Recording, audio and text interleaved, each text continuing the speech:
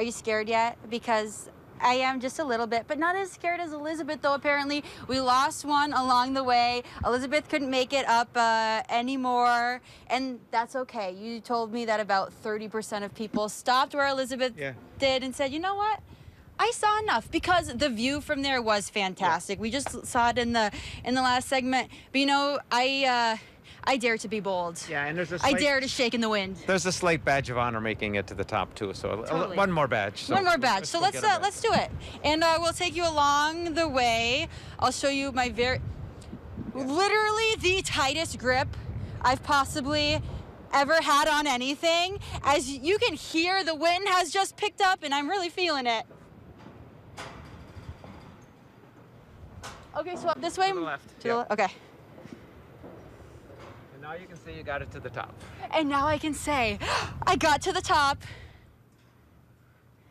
Oh my gosh! And this is what the ski flyers see. How do you describe this? Oh my goodness! I don't think I can describe it. I think what I have to do is just be quiet for a moment and let the visuals speak for themselves.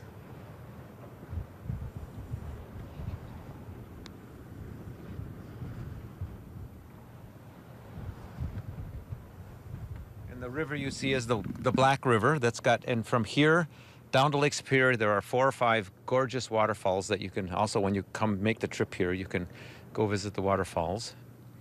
And another fun part is when we get Robert to turn that camera right straight down the belly of the rifle here to see what the ski jumper sees. It's pretty amazing that you would just put your 2 skis in a track that has you got no control over speed.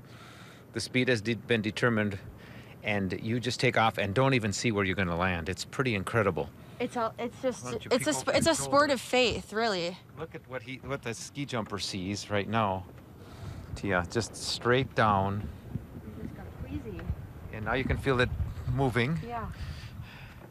And I can imagine in the wintertime, you know, when they're actually doing the skiing, that the wind is even more intense. Yeah, and one of the parts of our project, speaking of the winter, one of the parts of our project is right where that elevator is, behind it, this way, we have to put a warming building for area for 25 athletes with a bathroom in it, so they aren't sitting up here waiting in line in this cold. Can you imagine being cold? And they only have 1 layer of suits on, maybe a ski jacket on over that, but it's quite a daring sport. It's quite a daring sport. It truly is. It's the one aspirational sport that not everybody can do. I mean, we can all go skiing and we can all, do all kinds of things and play tennis and all the sports and run and all that fun stuff, but this one, not just a select few athletes really can do. I mean, I can imagine that people even watching this on the TV right now, their stomach might drop. Mine did it when I got to the top here and I looked out, but I feel perfectly safe. I mean, we've got these walls up here. Yeah. I'm not falling. Yeah, is it something though that we looked at it and you see how high it was when we were looking at it from below, and then you come up here.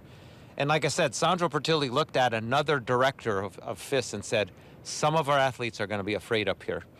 I mean, those are the ski jumping athletes. Yeah. And so that's the wow that this gives, this big structure. Because we don't have big mountains, we had to use this mountain for the landing and the tower for the structure, and it ended up being what we have here, this iconic, wonderful thing here called Copper Peak. Well, it certainly is something. I want to give you another look at this, and then we're going to take another commercial break. I'm going to check on Elizabeth, see how she's doing, and then I think it's time to about wrap up the show at that point. So look at this view, enjoy it.